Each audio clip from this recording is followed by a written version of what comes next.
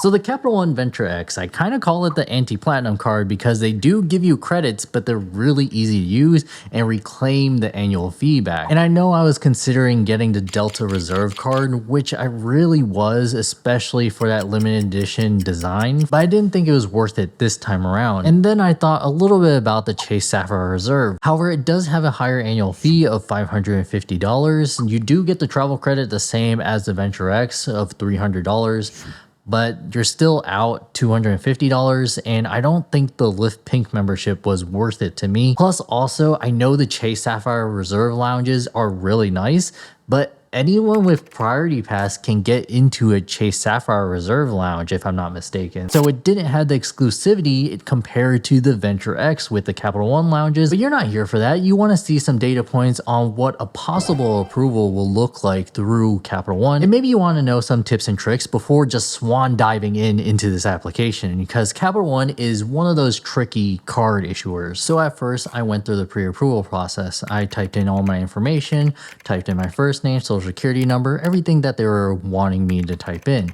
And unfortunately, when I ran everything through, the pre-approval didn't come in my favor. Honestly, I'm not too surprised about that. I haven't been using my Capital One Quicksilver card too much. I honestly, because I've been using Curve, I actually have a negative reward balance. Now, like I said, I could just apply for the card and not worry about the pre-approval result. However, I didn't want to take that chance because I have a lot of hard pulls on my credit report and I just didn't want to risk another one. So instead, I decided to see if my wife would be pre-approved for the Capital One Venture X card, and it wouldn't be any issue because especially with this card, you get 4 authorized users completely for free. So I ran her through the pre-approval process, and fortunately, it seemed like they were in favor of her applying for the Venture X card. And her credit profile is a little bit different than mine. She has the Saver One card. She applied for it, I believe, last year, and we've been using it constantly, especially after the cancellation of the American Express Gold card, and we've been putting our groceries on there. And through that, surprisingly, her Saver One card used to have a credit limit of $10,000,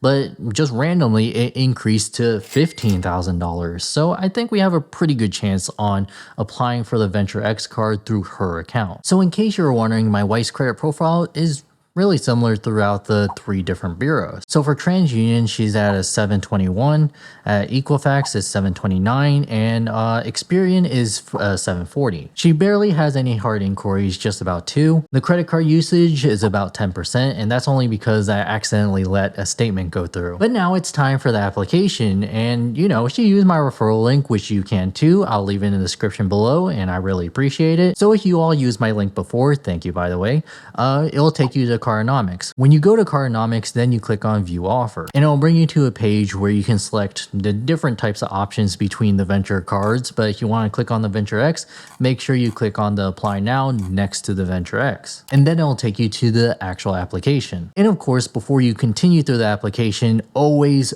make sure that your welcome offer is exactly what you're expecting. And as with any application, you want to type in your first name, your middle name, and your legal last name, and make sure it's all legal, what's on your social security number and your birth certificate, not your nickname that you came up with. You would be surprised how many people would put their nickname on a legal document. And are you a US citizen? Yes or no? And then on the bottom, it's always a good idea, but I understand if you skip it, you can go over the information disclosures. Always good to double check to see what you're going into. After that, in the next page, you want to type in your residential address, your email address, and your phone number. And then for your financial information. Now, credit cards will always look more in favor to someone that's employed through a W-2, but of course you can still get approved through the other employment statuses such as self-employed. Type in your occupation. Now, this doesn't have to be super accurate. As long as it's close to the department that you're working in, I think it should be fine. And then you want to type in your annual income. Now, this can be kind of an estimate. Make sure to include all the different types of income that you could be receiving. And then it'll ask if you have any checking or savings account. Now, I don't think it's that important of a question towards your application, but you know, might as well say that you have a checking or savings account. I think most people have a checking account, especially if you want to get paid by your employer, right? Savings account, of course, you should always probably have a savings account. A lot of savings account now are fee-free. I believe the Capital One savings account is actually fee-free, so might as well pick that up if you don't have one. And then I'll ask an optional question. How often do you carry balances on a personal credit card? Now, if you don't know this about Capital One, they used to target a lot of subprime users. That means people who usually carry balances and don't pay off their credit cards, usually pay interest. Maybe that's what they're trying to get at with this question, but I did leave this blank and I don't think it really matters. And then the next page will ask if you want to add any authorized users at the moment. I'm also not sure if it affects your credit card application too much. I don't really think it does. Maybe it gives you a slight advantage because it shows that, you know, someone else is going to be using the card, and that's how a lot of credit cards make money, through transaction fees. After that, just review everything, make sure there are no mistakes, because after you submit this application, if you make a mistake, you're either going to have to call into a customer service rep to have them change it, or you're going to have to take another hard pull and submit an entirely new application. And then one last disclosure, and you can check if you want your communications and statements to be paperless, which is personally how I prefer to get my credit card information, and in English. And then here we go. So validating your information was actually pretty fast. Reviewing your financials, pretty fast as well. Huh. So the card doesn't even processing your application. So that's what it is. It's taking quite a bit, a long time. I don't know if it means anything, if it takes longer or slower. Well, it's done. All right. So the application success. Your application is submitted. Thank you for applying for the Capital One credit card. So what's next? An email is headed your way shortly about your application status. If we can't reach you by email, you can look for a letter in the mail about 7 to 15 business days.